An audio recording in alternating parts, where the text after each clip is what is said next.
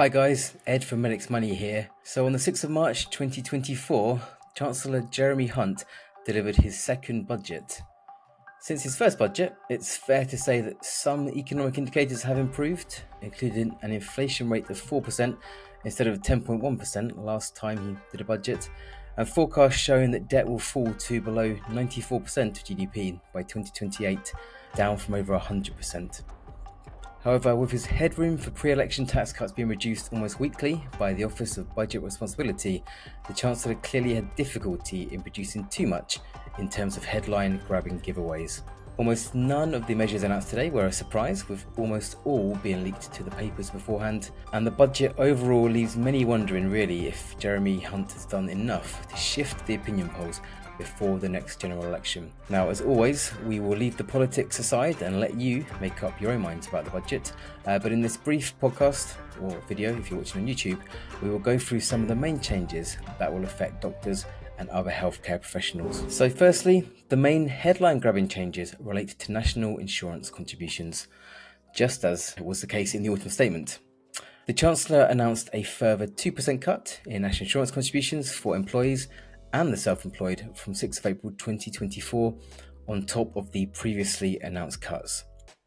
So for employees, which will include hospital doctors, nurses, salaried GPs, the 12% national insurance contribution rate, which affects salaries between the range of £12,570 to £50,270, that was cut to 10% from 6th of January 2024 and will be cut further to 8% from the 6th of April 2024. For the self-employed, including GP partners and those who are locum as self-employed individuals, the 9% Class 4 national insurance contribution rate, which affects taxable profits between £12,570 to £50,270, that will now be decreased to 6% from the 6th of April 2024 instead of the previously announced 8%. And of course, don't forget, for the self-employed, Class 2 national insurance is being completely abolished from the 6th of April 2024 as well.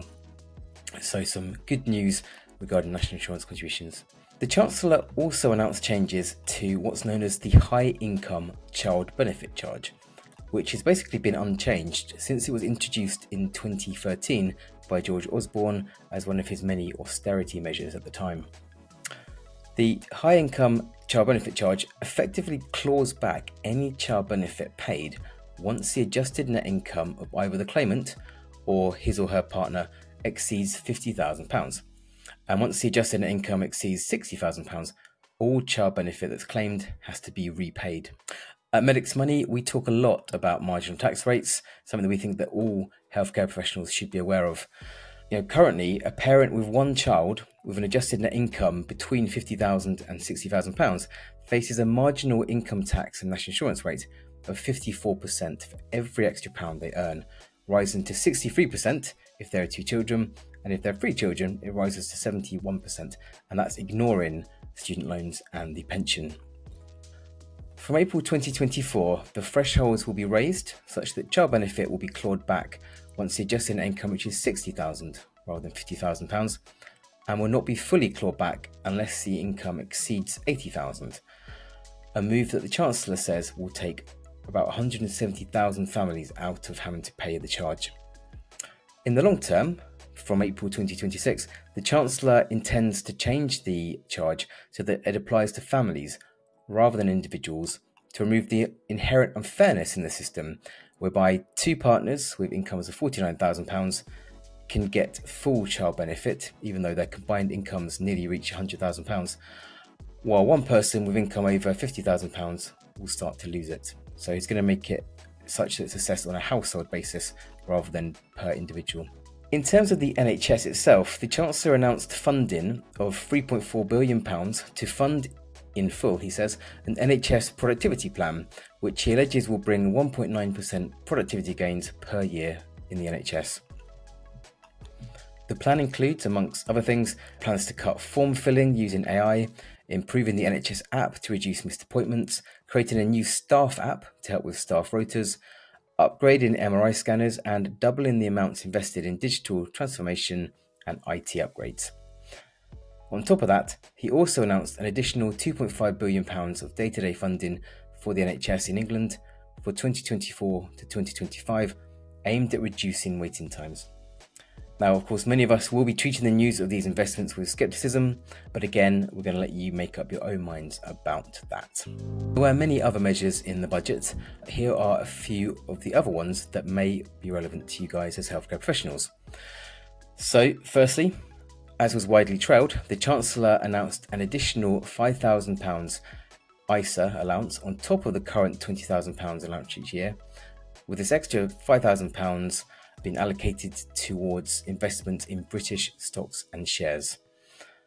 It will receive all of the usual ISA benefits, so any dividend income will be tax-free, any capital gains made will be tax-free, and so on, but it only applies to British stocks and shares.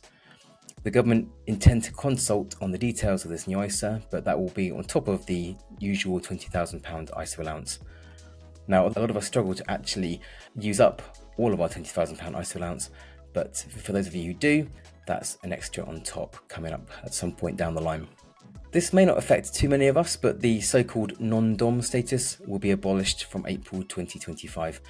So individuals who are resident in the UK, but not domiciled here, can benefit from a special tax regime that exempts their foreign income from being taxed unless it is brought or remitted into the UK. Now, from April 2025, this will be abolished. Instead, in the first 4 years of being resident in the UK, any foreign income and gains will not be taxed, and after that, they will be. So it simplifies the system, raises some money for the government, and of course, many of you will be aware that the Labour Party had already announced that was what they were going to do if they won the next election. So from the government's point of view, it also takes away that plan for the Labour Party. So a bit of politics in there as well. In one of the few surprise moves of the budget, the capital gains tax rate on properties that are not the individual's principal private residence will be cut from 28% to 24%. The Chancellor says that recent analysis apparently has shown that that will actually increase tax receipts. So for any of you guys who have more than one property, if you've invested in property and you then go on to sell that property at a gain, the tax rate will be lower now. Next in the budget, the Chancellor announced another freeze in fuel duty, a freeze in alcohol duty, and a new tax on vaping products. And finally, this may be relevant to some doctors with private practice. There will be an increase in the VAT registration threshold to £90,000 from £85,000, which is the first increase in 7 years. So basically, businesses can now earn £90,000 before having to register for VAT. Again, that may not be applicable to many of us, but some people with private practice income, if it's hovering around that threshold, it may be a little bit longer before you have to register for VAT. There were many other measures announced by the Chancellor in his speech that lasted over an hour, but those were the main ones that will or may affect doctors and other healthcare professionals. Jeremy Hunt claims that after the measures in this budget, the average earner in the UK now has the lowest effective personal tax rate since 1975. Others point out that by 2028 to 2029, the government will collect 37.1 pence of every pound generated in the economy, which is the highest level in nearly 80 years. Now, given the next general election has to be called before January 2025, it really does remain to be seen whether Mr. Hunt will get to present his third budget in March 2025. I guess only time will tell. Anyway, I hope you guys found this podcast, or if you're watching on YouTube, this video helpful. Until next time, thanks for listening. Bye-bye.